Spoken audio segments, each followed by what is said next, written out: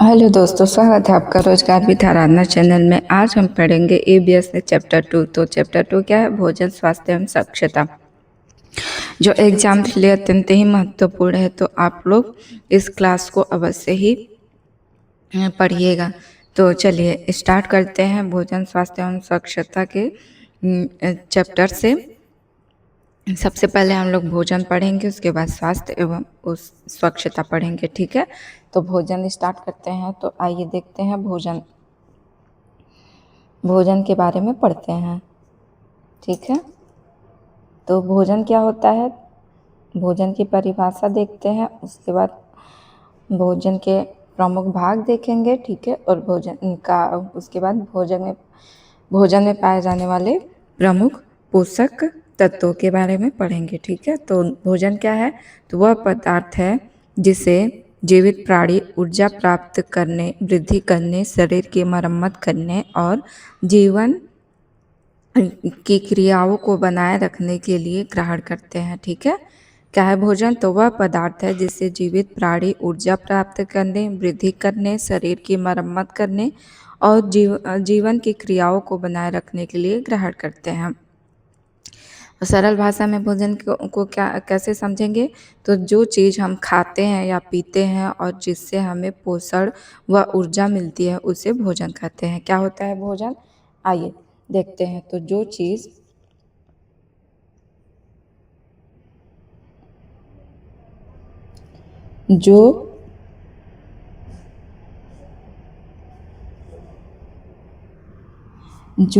हम खाते या पीते हैं और जिससे हमें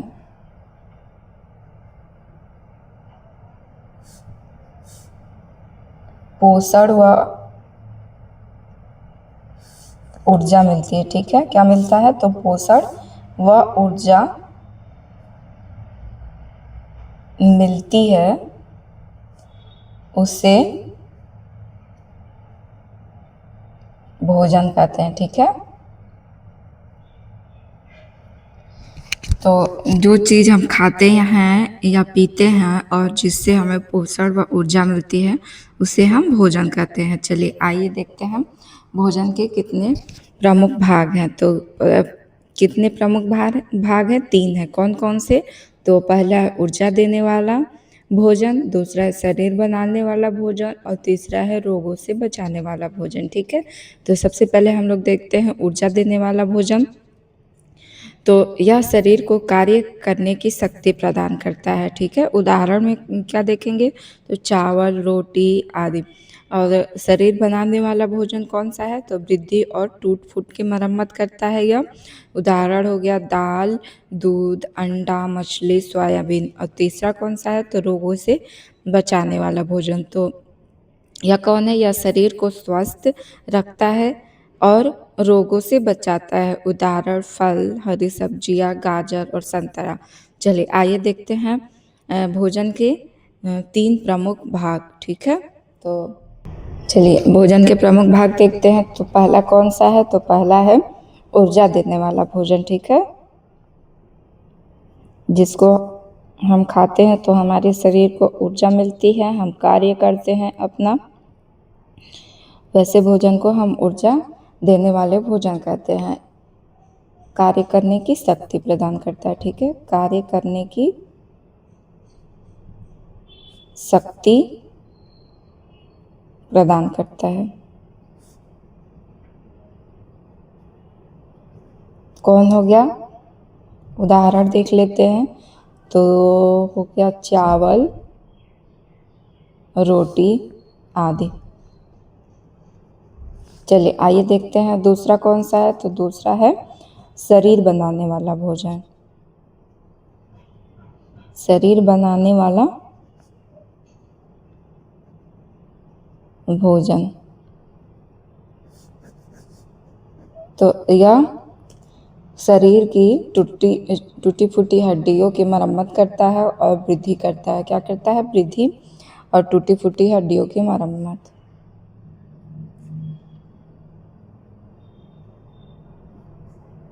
और टूट फूट की मरम्मत करता है। ठीक है,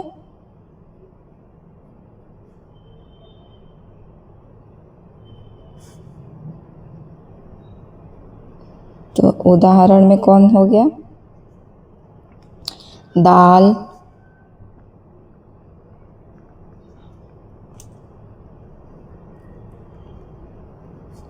दूध, अंडा, मछली।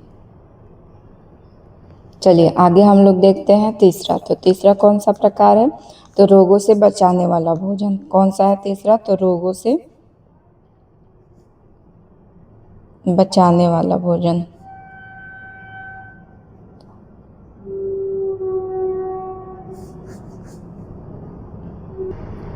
तो यह क्या करता है? तो शरीर को स्वस्थ रखता है, रोगों से बचाव करता है।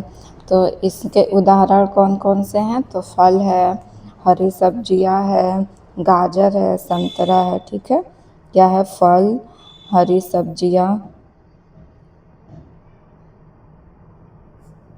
गाजर, संतरा।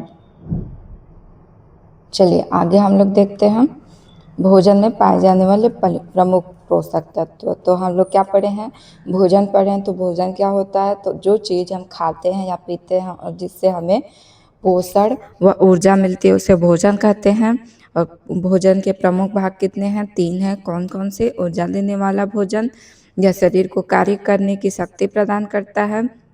दूसरा है शरीर बनाने वाला भोजन, वृद्धि और टूट फूट की मरम्मत करता है। और तीसरा रोगों से बचाने वाला भोजन, यह शरीर को स्वस्थ रखता है और रोगों से बचाता है। अब आगे हम लोग पढ़ते हैं भोजन में पाए जाने वाले प्रमुख पोषक तत्व क्या है? तो भोजन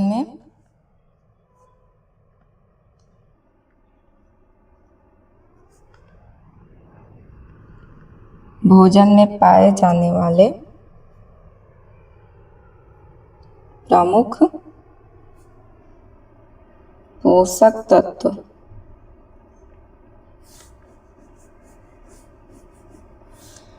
तो पहला कौन सा है? विटामिन। ठीक है,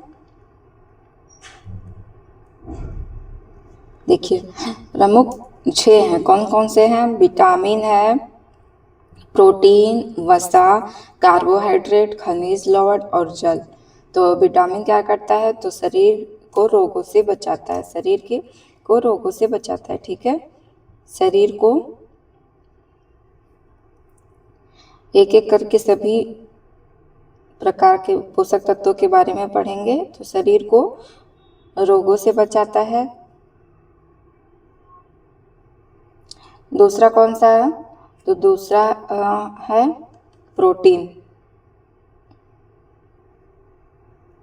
तो प्रोटीन का कार्य क्या है? तो शरीर की वृद्धि और मरम्मत करना। तो वृद्धि और मरम्मत करता है। ठीक है, मरम्मत किसकी करता है? तो जो शरीर में टूट फूट होता है उसकी मरम्मत करता है। चलिए आगे हम लोग देखते हैं तीसरा। तो तीसरा कौन सा है? वसा है। वसा का कार्य क्या है? शरीर को ऊर्जा और गर्मी देता है, ऊर्जा और गर्मी। ठीक है, आगे हम लोग देखते हैं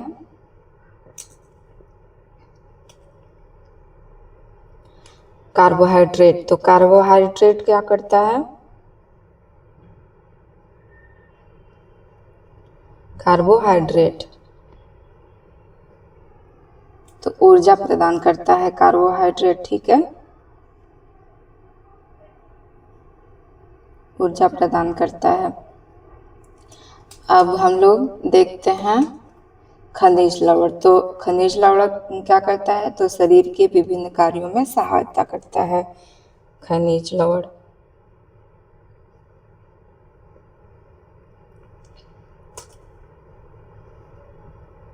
विभिन्न कार्यों में सहायता करता है। ठीक है, चलिए और आगे और कौन सा बचा है अभी? तो सबसे इम्पोर्टेंट कौन सा? जल है। शरीर को स्वस्थ और सक्रिय रखता है। ठीक है, जल क्या करता है? तो स्वस्थ और सक्रिय रखता है शरीर को। स्वस्थ और सक्रिय। चलिए सबसे पहले हम लोग विटामिन पढ़ेंगे। विटामिन शब्द का प्रयोग सबसे पहले किसने किया था? तो फंक ने किया था। कब किया था? तो 1912 ईस्वी। तो चलिए देखते हैं। तो विटामिन शब्द का प्रयोग सर्वप्रथम किसने किया था? तो फंक ने। कब किया था? इनका पूरा नाम क्या था? तो काश्मीर फंक था। ठीक है। कब किया था? तो 1912 ईस्वी में किया था। और विटामिन क्या करता है? तो विटामिन शरीर को रोगों से बचाता है। ठीक है। तो और विटामिन के प्रकार विलेयता के आधार पर कितने हैं? 2 हैं। कौन कौन से? तो वसा में घुलनशील विटामिन और जल में घुलनशील विटामिन। तो वसा में घुलनशील विटामिन कौन कौन से होते हैं? तो vitamin A, vitamin D, vitamin E और विटामिन के होता है। और जल में घुलनशील विटामिन तो विटामिन बी होता है और विटामिन सी होता है। चलिए एक एक विटामिन के बारे में हम लोग पढ़ते हैं। विटामिन और उसका रासायनिक नाम, कमी से होने वाले रोग और उसका स्रोत क्या है। ठीक है। विटामिन प्राप्त करने का। तो सबसे पहले हम लोग देखेंगे विटामिन ए। तो विटामिन ए के बारे में अच्छे से पढ़ेंगे। इसका रासायनिक नाम क्या है?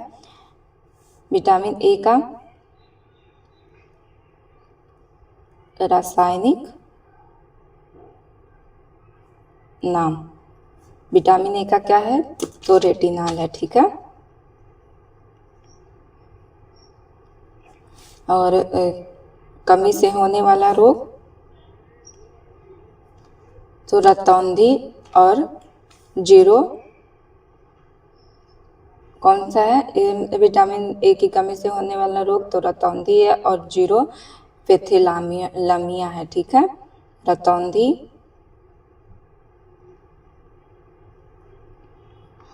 और जीरो पैथिलमिया।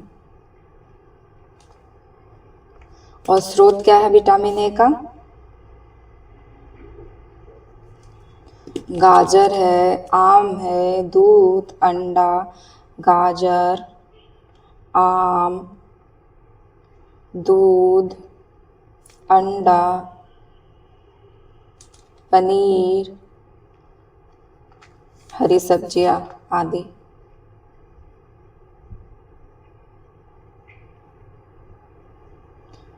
चलिए आगे हम लोग देखते हैं विटामिन बी1 के बारे में। ठीक है। तो कौन सा विटामिन है? तो विटामिन बी1।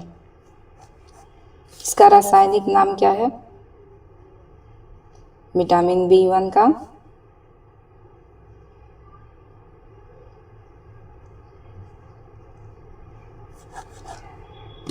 तो इसका रासायनिक नाम है थायमीन।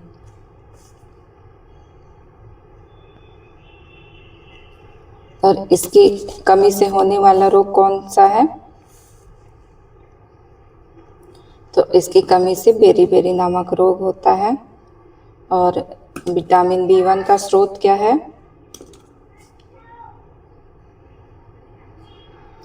मूंगफली,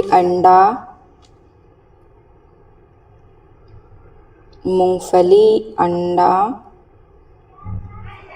सब्जियां, सूखी मिर्च।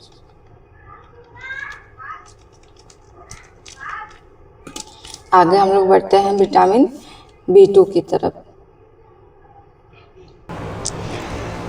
चलिए आगे हम लोग देखते हैं विटामिन बी2 के बारे में। तो विटामिन बी2 का रासायनिक नाम क्या है? तो राइबोफ्लेविन है। ठीक है। विटामिन बी2 तो राइबोफ्लेविन।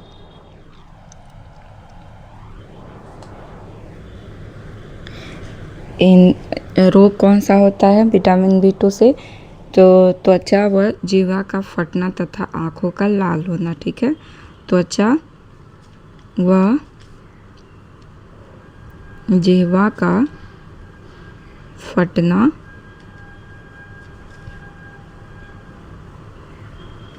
व आँखों का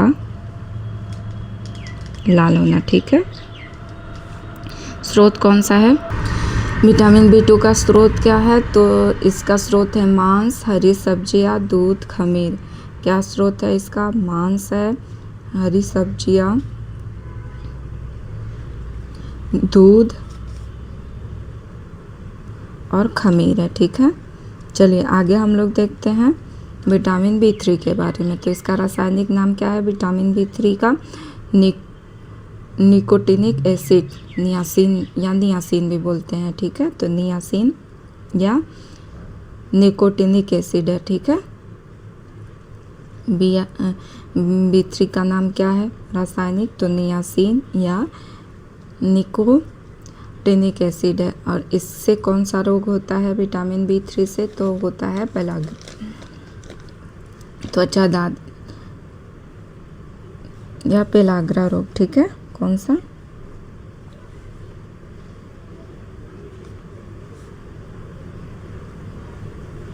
त्वचा रोग, ठीक है। और इसका स्रोत कौन सा है विटामिन B3 का? तो इसका स्रोत है मांस, मूंगफली, आलू और टमाटर। स्रोत मांस, मूंगफली,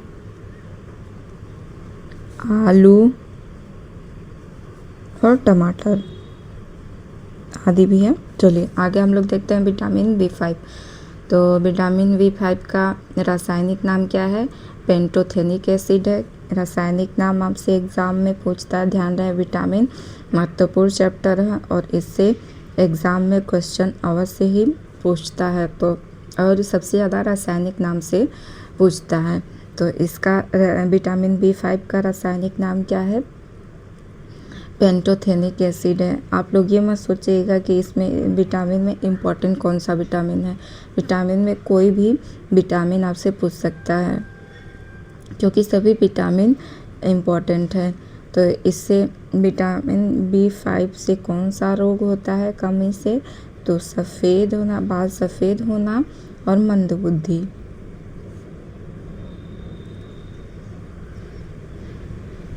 और इसका स्रोत क्या है विटामिन B5 का? तो सेम वही है जो विटामिन B3 का है। मांस, मूंगफली,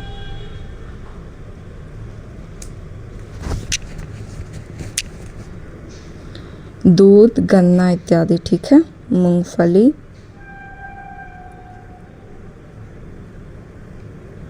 दूध, गन्ना।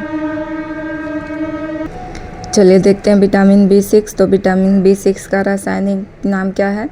तो पायरिडॉक्सिन है, ठीक है। क्या है इसका रासायनिक नाम? तो इसका रासायनिक नाम है पायरिडॉक्सिन।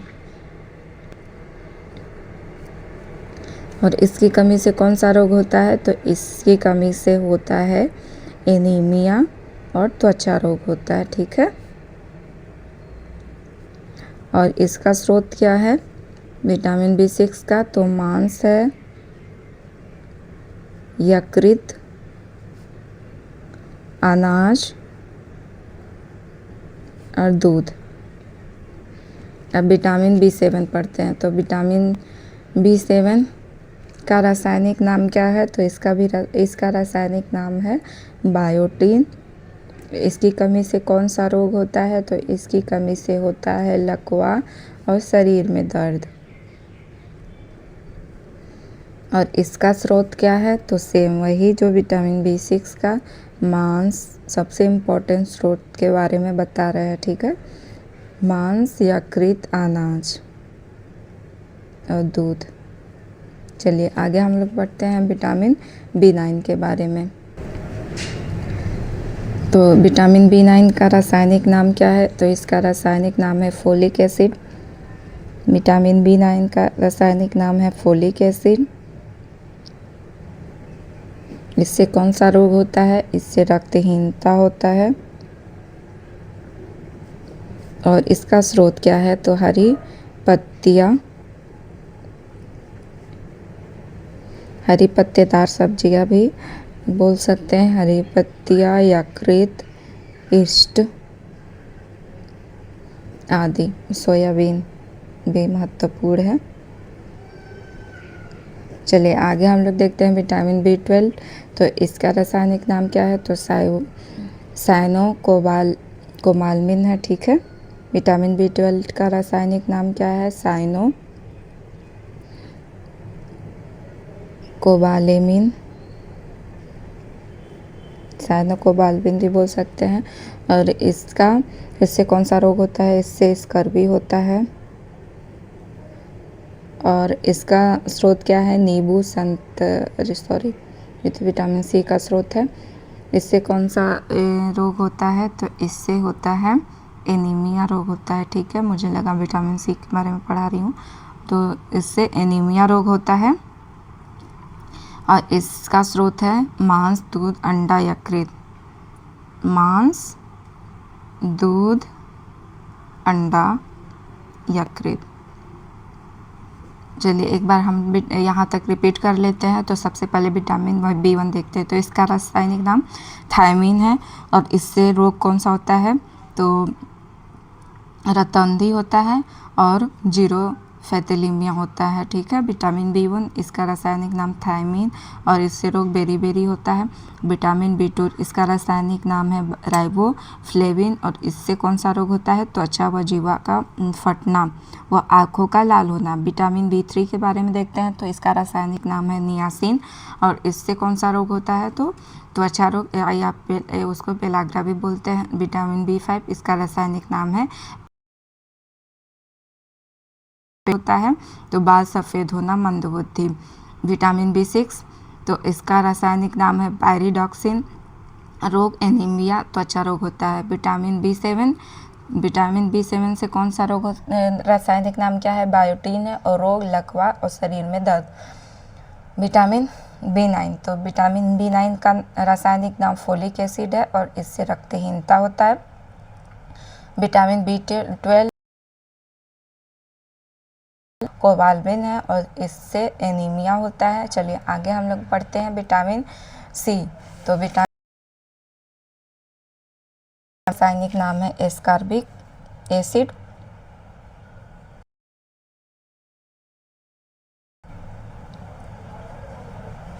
एस्कॉर्बिक एसिड इसका कौन सा रोग होता है? तो इससे स्कर्वी होता है और इसका कौन सा है? तो खट्टे फल, नींबू, टमाटर,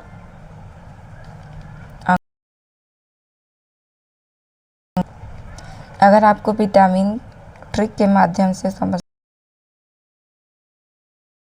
जो है वो देख लीजिएगा। चलिए विटामिन डी देखते हैं। तो विटामिन डी का रासायनिक नाम क्या है?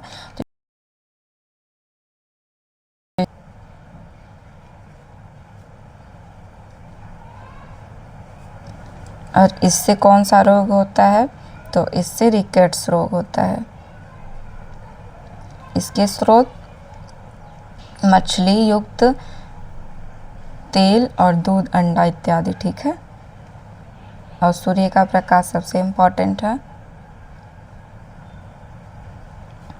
मछली युक्त तेल, दूध, अंडा और सूर्य का प्रकाश सबसे इम्पोर्टेंट है विटामिन डी के लिए। ठीक है, अब आगे हम लोग बढ़ते हैं विटामिन ई। इसका रासायनिक नाम क्या होता है? टोकोफेरॉल होता है। और इससे कौन सा रोग होता है? जनन शक्ति का कम होना। जनन शक्ति का कम होना। इसके स्रोत क्या हैं? तो इसका स्रोत है पत्ती वाली सब्जियां, दूध, हरी पत्तेदार सब्जियां और दूध।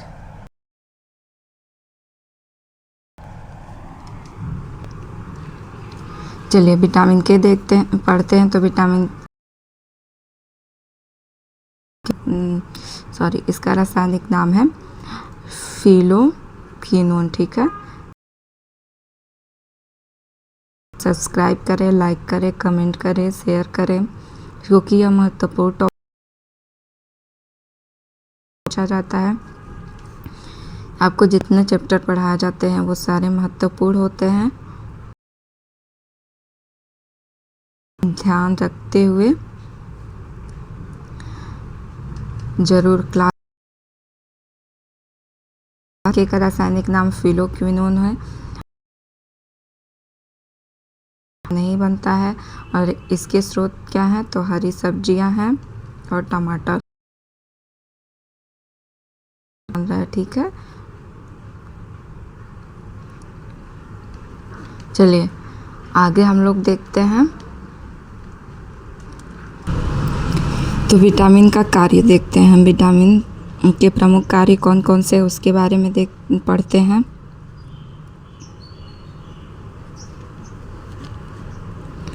तो इसके पहला शरीर की वृद्धि और विकास में सहायक होता है। क्या करता है विटामिन? तो शरीर की वृद्धि और विकास में सहायक,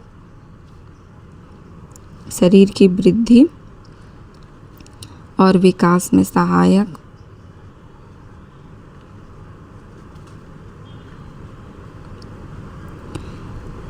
और रोगों से शरीर की रक्षा करता है।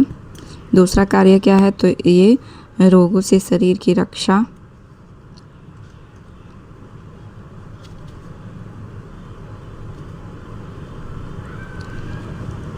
हड्डियों और दांतों को मजबूत बनाता है, ठीक है। विटामिन का और कार्य क्या है? तो हड्डियों और दांतों को मजबूत बनाता है यह।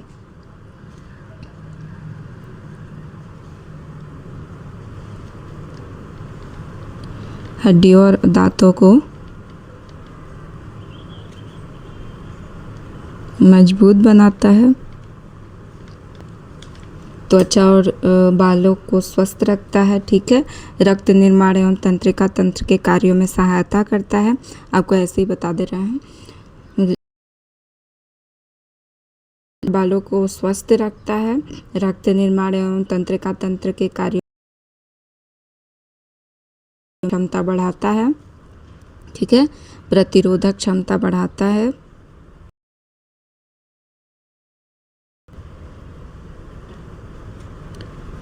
और भोजन को ऊर्जा, ठीक है। और क्या करता है? तो भोजन को ऊर्जा में बदलने की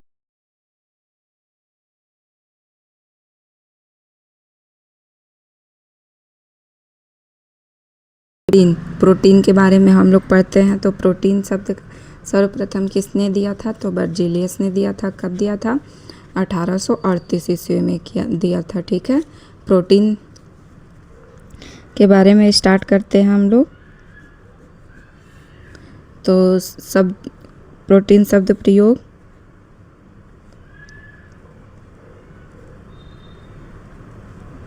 बर्जीलियस 1838, जॉन्स जैकब बर्जीलियस 1800। तो प्रोटीन क्या होता है? प्रोटीन एक आवश्यक पोषक तत्व है जो शरीर की वृद्धि, ऊतकों की मरम्मत तथा मांसपेशियों का निर्माण में सहायता होता है। क्या होता है प्रोटीन? प्रोटीन एक आवश्यक पोषक तत्व है जो शरीर की वृद्धि, ऊतकों की मरम्मत तथा मांसपेशियों के निर्माण में सहायता करता है। और यह अत्यंत जटिल नाइट्रोजन युक्त पदार्थ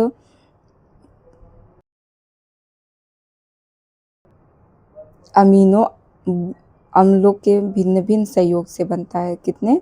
तो 20 अमीनो अम्लों के भिन्न भिन्न संयोग से बनता है। और शरीर का 15% भाग प्रोटीन से बना होता है। और इसकी कमी से बच्चों में मरासमस तथा बड़ों में क्वाशियोरकर नामक रोग होता है, ठीक है। बच्चों में कौन सा रोग होता है इसकी कमी से? तो मरासमस रोग होता है। रोग देख लेते हैं।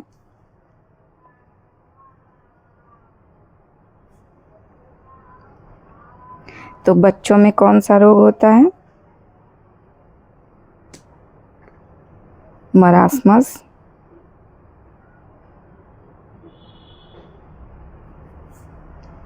और क्वाशियोरकर, ठीक है। बड़ों में क्वाशियोरकर होता है।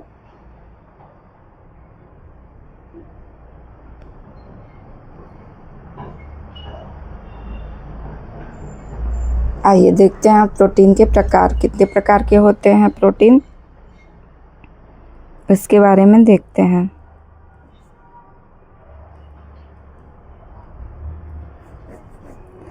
तो प्रोटीन 3 प्रकार का होता है। कौन कौन सा? तो सरल प्रोटीन, संयुक्त प्रोटीन, व्युत्पन्न प्रोटीन। प्रोटीन के प्रकार, तो प्रोटीन 3 प्रकार का होता है: सरल प्रोटीन, संयुक्त प्रोटीन या संयुग्मी प्रोटीन भी कहते हैं, और ये व्युत्पन्न प्रोटीन। ठीक है, तो सरल प्रोटीन क्या है? तो केवल अमीनो अम्ल से बने होते हैं, ये केवल अमीनो अम्ल से बने होते हैं।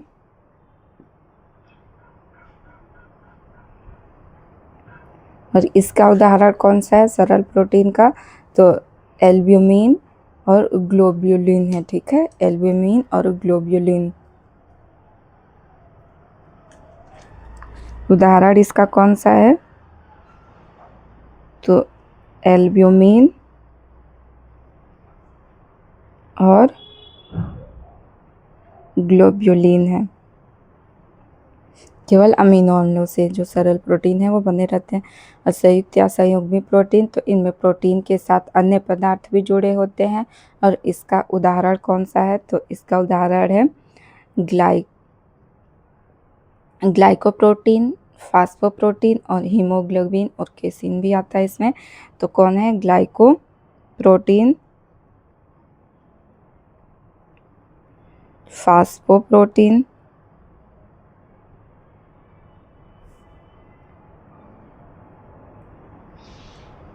Haemoglobin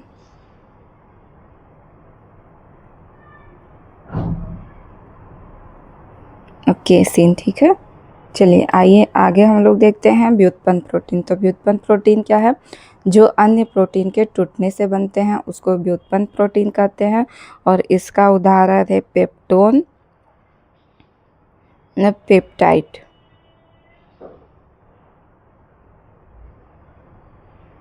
peptide. चलिए आइए आगे हम लोग पढ़ते हैं प्रोटीन के कार्य। तो प्रोटीन का कार्य क्या है? सबसे पहला देखते हैं तो कार्य: शरीर की वृद्धि और विकास, टूटी फूटी कोशिकाओं एवं ऊतकों की मरम्मत, मांसपेशियों के निर्माण में सहायता, रोगों से लड़ने की शक्ति प्रदान करता है, एंजाइम और हार्मोन के निर्माण में सहायता करता है, आवश्यकता पड़ने पर शरीर को ऊर्जा भी प्रदान करता है, रक्त निर्माण तथा शरीर की विभिन्न क्रियाओं को नियंत्रित करता है। ठीक है, तो एक एक कार्य हम लोग देख लेते हैं। शरीर की वृद्धि और विकास,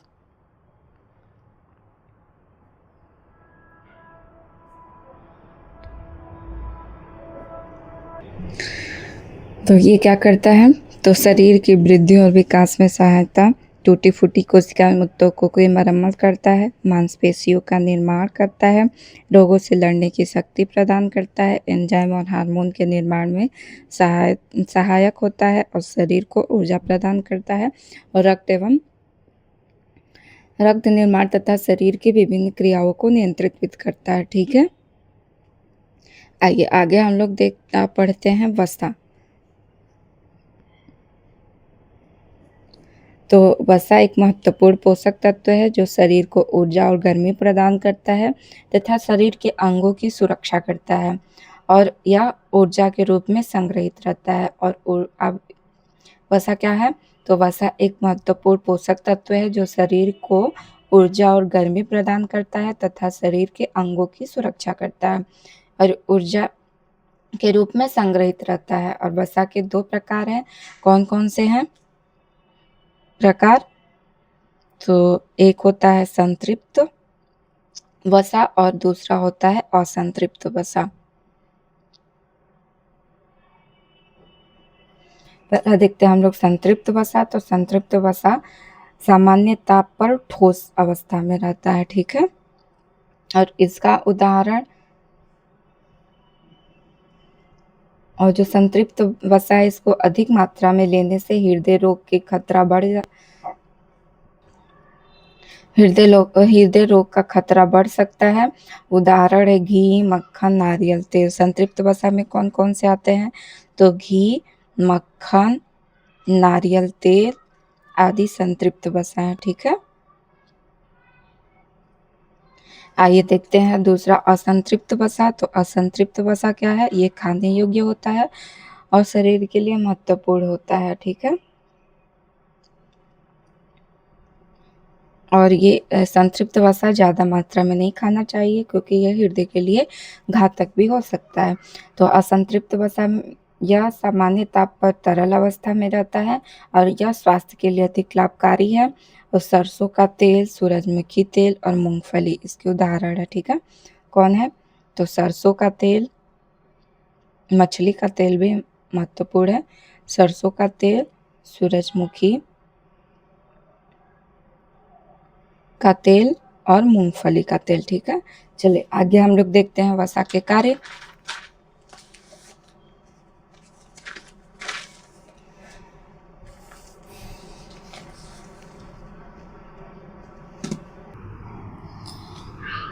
तो वसा का कार्य क्या है? शरीर को ऊर्जा प्रदान करती है। क्या करती है वसा? शरीर को ऊर्जा प्रदान करती है, शरीर के आंतरिक अंगों की सुरक्षा करती है, ऊर्जा का संचय करता है, त्वचा को स्वस्थ और शरीर को सक्रिय बनाए रखने में मदद करती है और भोजन को स्वादिष्ट और पौष्टिक बनाने में सहायता करती है। चलिए आगे हम लोग पढ़ते हैं कार्बोहाइड्रेट। तो कार्बोहाइड्रेट क्या है? प्रमुख पोषक तत्व है जो शरीर को ऊर्जा प्रदान करता है। ये तत्काल ऊर्जा प्रदान करता है कार्बोहाइड्रेट, ठीक है। और आइए देखते हैं अब कार्बोहाइड्रेट कितने प्रकार का होता है। तो कार्बोहाइड्रेट 3 प्रकार का होता है। कौन कौन सा? मोनोसेकेराइड, डाइसेकेराइड और पॉलीसेकेराइड। मोनोसेकेराइड क्या करता है? तो सरल शर्करा होती है जो सीधे अवशोषित हो जाते हैं। उदाहरण कौन सा इसका? Glucose, fructose, lactose. आइए कार्बोहाइड्रेट के प्रकार हम लोग देखते हैं। तो पहला कौन सा है? पहला है मोनोसेकेराइड, ठीक है।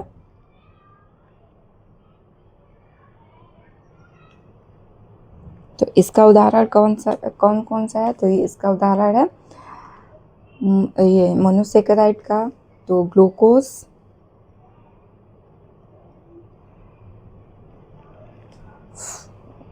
फ्रक्टोज,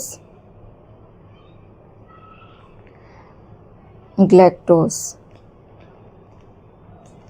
आगे हम लोग देखते हैं डाइसेकेराइड। तो डाइसेकेराइड 2 सरल शर्कराओं से मिलकर बनती है।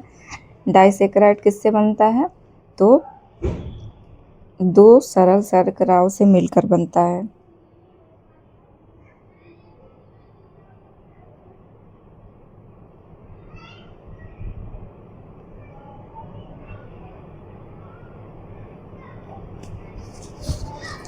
डाइसेकेराइड का क्या उदाहरण है? तो इसका है सुक्रोज, लैक्टोज और माल्टोज। आप लोग चैनल को अवश्य सब्सक्राइब करें, शेयर करें, कमेंट करें, क्योंकि ये महत्वपूर्ण क्लासेज है, ठीक है। डाइसेकेराइड का क्या है उदाहरण? डाइसेकेराइड का उदाहरण है सुक्रोज, लैक्टोज और माल्टोज है, ठीक है। आगे हम लोग देखते हैं पॉलीसेकेराइड। तो पॉलीसेकेराइड अनेक शर्करा अणुओं से मिलकर बनती है और इसका उदाहरण है स्टार्च, सेल्यूलोज, ठीक है। स्टार्च, ध्यान रहे इसका नाम देकर पूछ सकता है कि ये कौन सी शर्करा है, ठीक।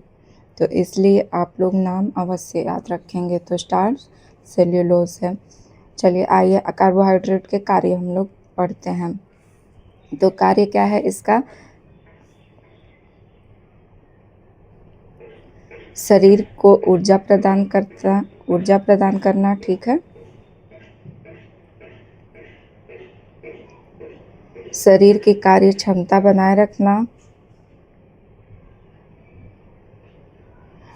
प्रोटीन को ऊर्जा के रूप में उपयोग होने से बचाना, शरीर में वसा के सही उपापचय में सहायता करना, मस्तिष्क और तंत्र को ऊर्जा प्रदान करना, ठीक है। मस्तिष्क और तंत्र को ऊर्जा देना। चलिए आगे हम लोग पढ़ते हैं खनिज लवण।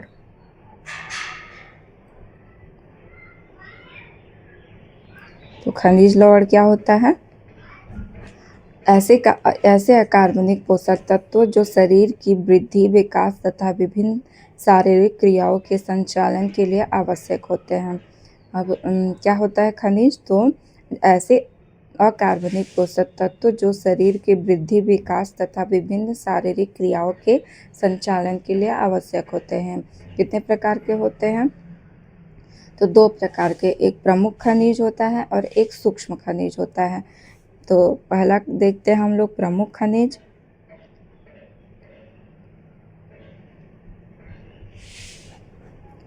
तो जिनकी आवश्यकता शरीर को अधिक मात्रा में होती है वो प्रमुख खनिज होते हैं। कौन कौन से प्रमुख खनिज हैं? Calcium, phosphorus, sodium, potassium, magnesium. तो सबसे पहले हम लोग कैल्शियम देखते हैं और उसके बाद उसके मुख्य स्रोत देखेंगे, ठीक है। तो कैल्शियम का मुख्य स्रोत क्या है?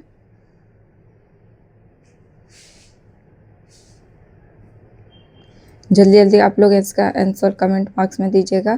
तो इसका मुख्य स्रोत है दूध, पनीर, अंडा, चना और हरी सब्जियां, ठीक है।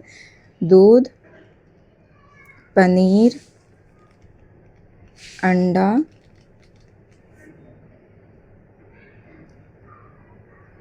चना आदि। चलिए आगे हम लोग देखते हैं फास्फोरस। तो फास्फोरस का प्रमुख स्रोत कौन सा है?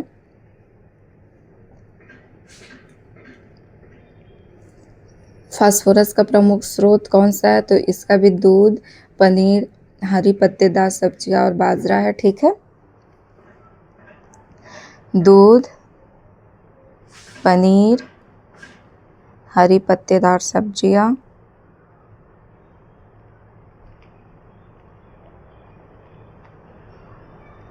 बाजरा आदि। चलिए आगे कौन सा प्रमुख खनिज है? तो सोडियम। सोडियम का मुख्य स्रोत क्या है? तो साधारण नमक, मछली, मांस, अंडा, दूध। साधारण नमक, मछली, मांस आदि। चलिए आगे हम लोग कौन सा प्रमुख खनिज में पढ़ेंगे? पोटेशियम।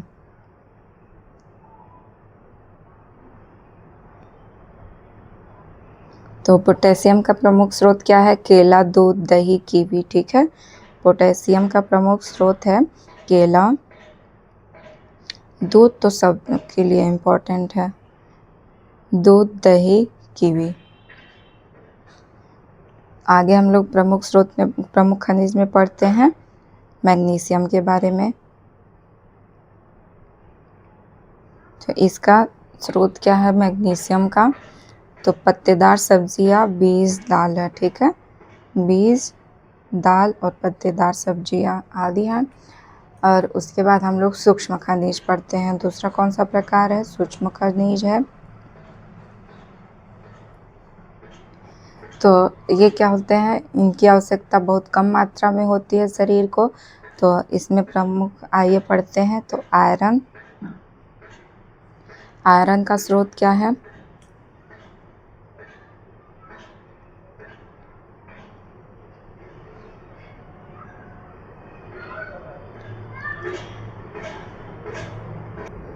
तो आयरन का स्रोत है ये पालक, महत्वपूर्ण स्रोत है। आंवला भी है और हरी पत्तेदार सब्जियां, ठीक है। पालक महत्वपूर्ण स्रोत है इसका, और मतलब जितने साग आते हैं वो महत्वपूर्ण है। और उसके बाद हरी पत्तेदार सब्जियां हैं, ठीक। और आगे हम लोग देखते हैं क्या है? आयोडीन। सूक्ष्म मात्रा में इसकी आवश्यकता होती है आयोडीन की। तो इसका स्रोत क्या है? मछली, समुद्री खरपतवार और हरी पत्तेदार सब्जियां। अब हम लोग खनिज लवण के कार्य पढ़ते हैं। तो खनिज लवण का कार्य क्या है? तो हड्डियों और दांतों को मजबूत बनाना, रक्त निर्माण में सहायता करना, शरीर के वृद्धि एवं विकास में मदद करना, तंत्रिका तंत्र और मांसपेशियों के कार्यों को नियंत्रित करना, और शरीर में जल संतुलन बनाए रखना, ठीक है। और रोग प्रतिरोधक क्षमता बढ़ाना। कार्य एक बार हम लोग देखते हैं। हड्डियों और दांतों को मजबूत बनाना, हड्डियों एवं दांतों को मजबूत बनाना, ठीक है। इसका कार्य प्रमुख है रक्त के निर्माण में सहायता, शरीर की वृद्धि एवं विकास, तंत्रिका तंत्र में मांसपेशियों के कार्यों को नियंत्रित करता है, शरीर में जल संतुलन बनाए रखना और रोग प्रतिरोधक क्षमता बढ़ाना है। चलिए आगे हम लोग पढ़ते हैं जल। जल महत्वपूर्ण टॉपिक है और जल एक आवश्यक पोषक तत्व है जो शरीर की सभी जैविक क्रियाओं के संचालन के लिए आवश्यक होता है। मानव शरीर का लगभग 70% भाग जल है, ठीक है। कितना % भाग जल है? तो 70% भाग जल है मानव शरीर का। और विश्व जल दिवस कब मनाया जाता है? ये इम्पोर्टेंट है, ध्यान रहे। विश्व जल दिवस 22 मार्च को। आइए कार्य देखते हैं जल का। शरीर में क्या कार्य होता है? तो शरीर के तापमान को नियंत्रित करता है, ठीक है। तापमान नियंत्रित,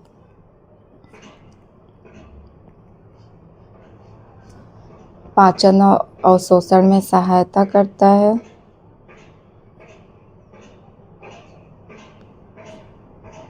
पाचन और शोषण में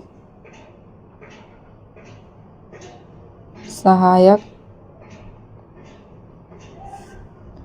हानिकारक पदार्थ बाहर निकालने में मदद करता है और पोषक तत्वों को शरीर के विभिन्न अंगों तक पहुंचाता है, शरीर को हाइड्रेट और सक्रिय रखता है, ठीक है। हाइड्रेट व सक्रिय,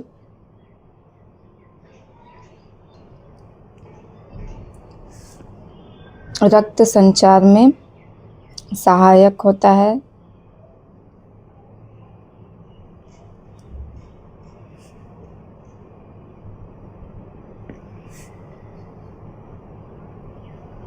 तो ये क्या है? जल का कार्य शरीर के तापमान को नियंत्रित करना, पाचन और अवशोषण में सहायता करना, हानिकारक पदार्थ बाहर निकालना शरीर से, पोषक तत्वों को शरीर के विभिन्न अंगों तक पहुंचाना, शरीर को हाइड्रेट और सक्रिय बनाए रखना, रक्त संचार में सहायता करना। और आज का क्लास यहीं समाप्त करते हैं। अभी हम लोगों का इस चैप्टर में बचा है स्वास्थ्य एवं स्वच्छता। यह चैप्टर थोड़ा बड़ा है इसलिए 2 दिन लग जाएंगे। तो आप लोग इस क्लास को ज़रूर पढ़िएगा, अटेंड करिएगा, क्योंकि यह क्लास यूपी टेट एग्ज़ाम और अन्य एग्ज़ामों के लिए भी महत्वपूर्ण है। तो आप लोग मेरे चैनल को अवश्य सब्सक्राइब करें, लाइक करें, कमेंट करें, शेयर करें, जिससे और लोग भी जुड़े। ध्यान रहे ये महत्वपूर्ण टॉपिक है और यूपी टेट के लिए ही नहीं, अन्य एग्ज़ामों के लिए भी अत्यंत ही महत्वपूर्ण है। तो कल हम लोग पढ़ेंगे स्वास्थ्य एवं स्वच्छता, उसके बाद क्वेश्चन सॉल्व करेंगे प्रीवियस ईयर में आए हुए, और जो आ सकते हैं वो क्वेश्चन हम लोग सॉल्व करेंगे। धन्यवाद, मिलते हैं कल के क्लास में।